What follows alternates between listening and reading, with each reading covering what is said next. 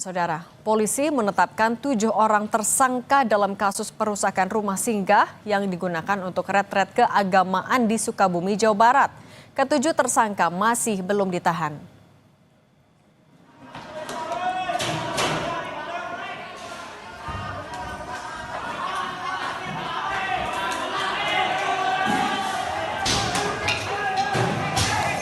Polda Jawa Barat langsung memeriksa sejumlah saksi dan mengumpulkan barang bukti untuk mengusut kasus perusakan rumah singgah di Sukabumi, Jawa Barat yang digunakan untuk kegiatan ibadah retret.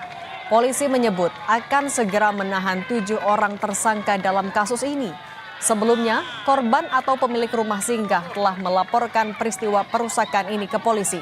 Polisi memastikan perusakan ini akan diusut secara hukum karena kegiatan agama di Indonesia dilindungi oleh konstitusi. Kita sudah menetapkan 7 tersangka dari pengerusakan itu. Tentu saja ini harus berimbang karena apapun kesalahan administrasi dari pemilik rumah itu ya dan atau tanpa izin warga, tetapi pengerusakan juga tidak boleh dilakukan. Pasalnya tentu saja pasal pengerusakan ya dan secara bersama-sama dan ini akan kita lakukan penahanan kepada mereka dan proses tetap lanjut. Walaupun mediasi, rekonsiliasi damai tetap kita lakukan bersama-sama, tetapi secara proses hukum juga kita tegakkan agar tidak terjadi berulang kembali. Pasca perusakan rumah singgah untuk kegiatan keagamaan di Desa Tangkil, Kecamatan Cidahu, Kabupaten Sukabumi, TNI Polri dan warga sekitar membersihkan puing pecahan kaca. Pembersihan ini dilakukan mulai dari perbaikan pagar, halaman rumah hingga di dalam bangunan dan belakang rumah singgah. Selain itu juga ada perbaikan ringan terhadap bagian rumah yang mengalami kerusakan akibat kejadian sebelumnya.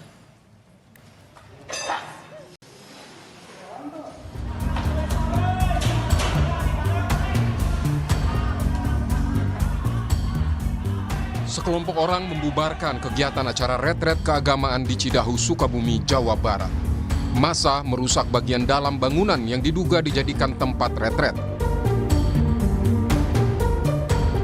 Polisi menyebut keributan terjadi karena salah paham. Massa menduga rumah tersebut akan dijadikan rumah ibadah. Namun polisi menegaskan rumah tersebut adalah rumah singgah yang sedang digunakan untuk kegiatan retret. 7 orang ditetapkan jadi tersangka karena melakukan perusakan rumah singgah ini. Polisi menyebut peran ke-7 orang tersangka ini sebagai perusak bangunan. Tetapi kita penegakan hukum tetap harus kita jalankan. Peran-peran mereka adalah para perusak-perusak bangunan situ. Ya, ada pemecah kaca, ada pendobrak pintu, ya, kemudian ada pengrusak kendaraan, dan juga ada pengrusakan mobil dan kendaraan. Tadi itu ada 2, ada motor dan mobil. Nah, ini peran-peran mereka yang melakukan aksi tersebut, dan ini tentu saja sangat kita sayangkan. Demikian secara bersama-sama, dan ini akan kita lakukan penahanan kepada mereka dan proses tetap lanjut. Pasca peristiwa perusakan, Gubernur Jawa Barat Deddy Mulyadi langsung mendatangi rumah dan memediasi pemilik rumah dengan warga sekitar. Deddy Mulyadi memberikan ganti rugi sebesar 100 juta kepada pemilik rumah serta memberikan trauma healing kepada anak-anak yang menyaksikan peristiwa perusakan ini. Deddy Mulyadi juga menyerahkan sepenuhnya proses hukum terhadap perusakan rumah singgah ini kepada polisi dan meminta warga sekitar untuk hidup rukun dan toleran. Ya, hukum biarkan bekerja secara objektif berdasarkan kaidah alat bukti. Saya tidak akan mengintervensi.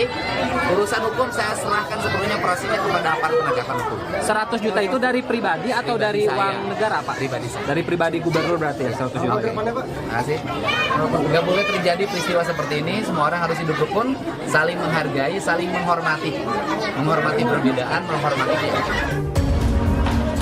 Polisi memastikan proses hukum terhadap 7 tersangka dalam peristiwa perusakan ini tetap berjalan. Tim Liputan, Kompas TV.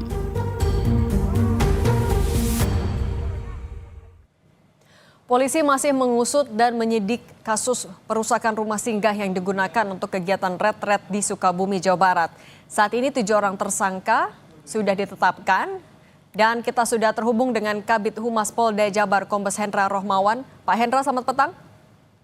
Selamat petang, gimana Kompas? Baik, alhamdulillah. Pak Hendra, tapi sebenarnya siapa saja sih 7 orang yang melakukan perusakan ini? Apa saja peran mereka? Seperti yang saya sampaikan tadi pagi ya, jadi untuk informasi masih kita tetapkan 7 tersangka tadi berdasarkan dari 9 saksi yang kita periksa, ya 9 saksi di luar daripada 7 orang yang kita tetapkan tersangka tadi. Mereka berperan tadi itu, berperan sebagai pengrusak ya, yang bersama-sama masuk ke rumah singgah tadi ya.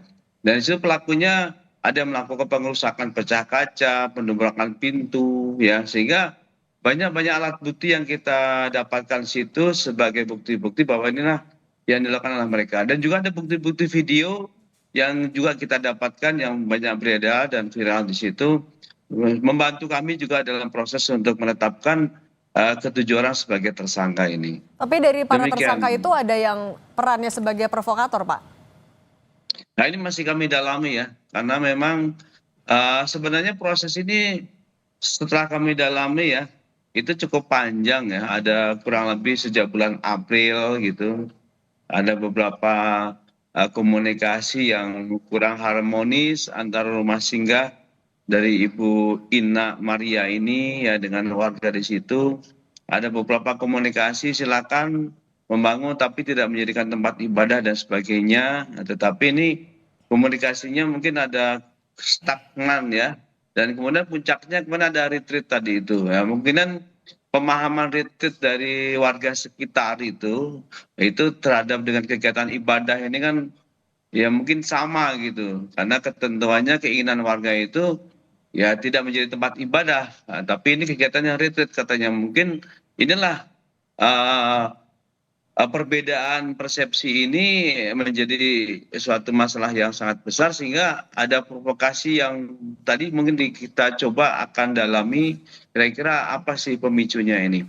Sehingga nanti kita tahu beberapa orang yang sampai melakukan masuk ya pengerusakan ke rumah itu dan tidak terkendali dalam hal ini. Dan kita data tadi itu dari penilaian kerusakan, ya, kemudian ada yang motor maupun mobil itu kita akumulasi kurang lebih tadi kerugiannya 50 juta.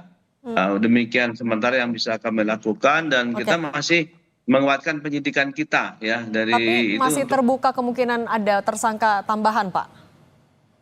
Kita pasti akan profesional ya, yakinkan bahwa kita tetap profesional. Kita juga sudah bertindak sangat cepat dari mulai kemarin ya, kita lakukan pemeriksaan secara kontinu dan kita bertindak dengan cepat sekali sehingga kita bisa menentukan tersangka ini dan segala kemungkinan yang tadi disebut provokator, penambahan daripada saksi maupun juga naik mungkin jadi tersangka, bisa ada kemungkinan tersebut. Pak Hendra, Tapi yang singkat pasti, saja Pak, mohon maaf saya ya. potong Pak, singkat saja. Kalau Ya. untuk 7 tersangka ini apa alasan belum ditahan dan apakah akan dilakukan sesegera mungkin?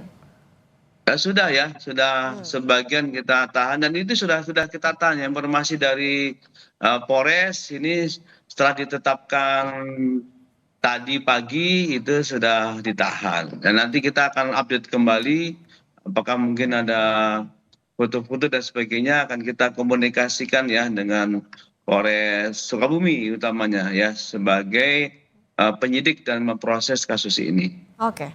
Pak Kabid Humas Polda Jabar, Kombes Hendra Rohmawan, terima kasih sudah berbagi di Kompas Petang. Sehat selalu ya Pak. Ya.